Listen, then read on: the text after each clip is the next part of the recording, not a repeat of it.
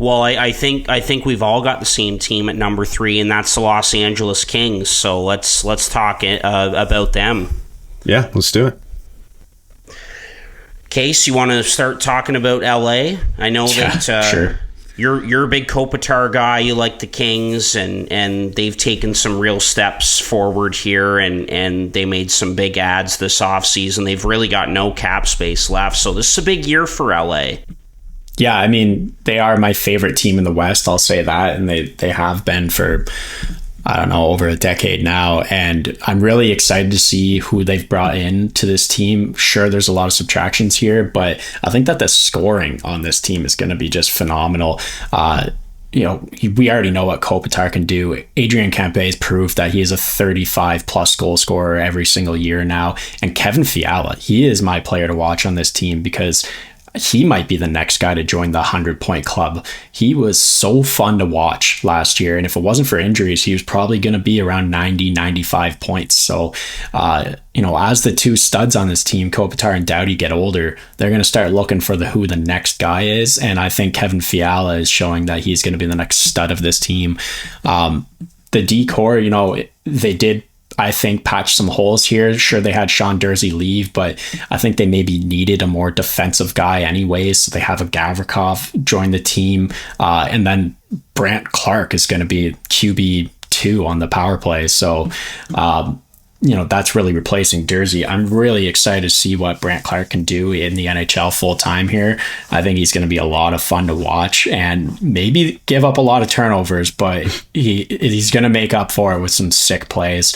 Mikey Anderson just hits everything that moves, and we already know what Doughty can be. So I like the D-core. I love the offense, love the forwards, and that bottom 6, it's just like, it's filled with guys who are not only hard to play against, but also have a scoring touch and can put the puck in the net. And then it comes to goaltending. And that's why I did land at number 3 with these guys, comparing them to Vegas and Edmonton. Goaltending, they brought in Talbot to try to stop the bleeding that was last year. Phoenix Copley did have a good season numbers wise, but he's really an AHL guy. He's a third goalie in most rotations, so they needed to do something, and I'm not sure if Cam Talbot's going to be the guy. So I'm curious to see what happens here.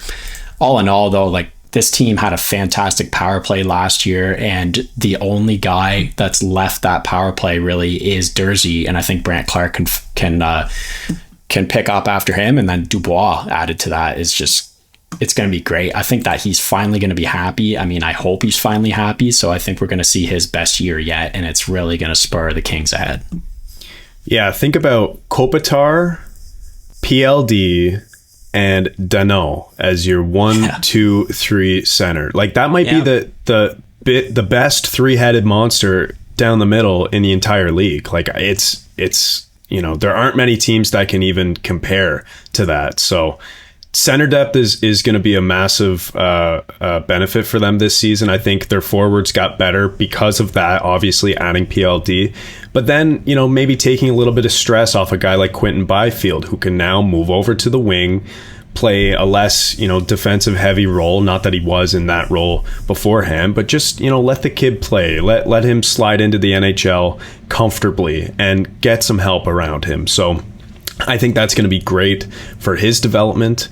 On the back end, losing Durzi, yeah, that sucks. He's a good player. He's probably going to tear it up in Arizona. But, adding Gavrikov at the deadline, we kind of mocked it a bit because, we always said a team was going to overpay. Gavrikov doesn't do, that much aside from just playing shutdown D. But we were kind of proven wrong, and a lot of analysts were proven wrong. Gavrikov was really, really solid in LA that back half of the season, and it turns out he was a really good fit there, so I really like that.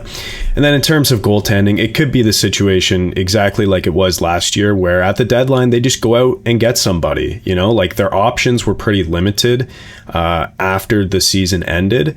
They could have re-signed Korpisalo and given him a ticket like he got in Ottawa, but at the same time, I don't blame them at all. I don't want to pay any goalie if I'm a GM. So, I mean, listen, Copley and Talbot is not a great tandem. It might be one of the worst in the league. It's not good at all, especially on a contender. And that is same as you, Case, one of the only reasons I didn't put them in the 1 or 2 spot in this division.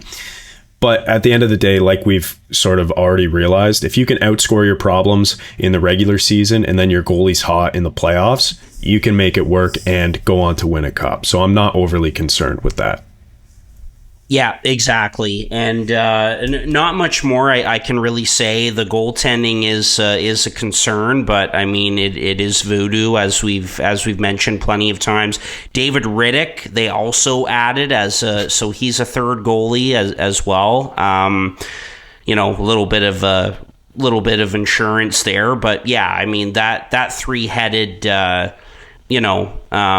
goalie carousel of Talbot, Copley, and Riddick isn't exactly a ringing endorsement, but with the forward group and on the back end, this team is pretty strong. And you mentioned the 3 guys that they have down the middle. I mean, that's just great to have. And as long as everybody can stay healthy, this team plays fast. They play hard. They've got guys like Trevor Moore and Lizotte and some of these others in the bottom 6, like you mentioned, Case, that have some snarl and they can put the puck in the back of the net. And Mikey Anderson, I think one of the most underrated defensemen in the NHL. And so, yeah, and Pierre-Luc Dubois as well. I mean, he gets that nice contract, and it looks like it's going to be the final stop for him. And so I expect him to come out and have a big year as well, because he is a good player at the end of the day and is really going to help the Kings. So yeah, this is a big year for them, and the question is, can they win a playoff round or two? Because we know that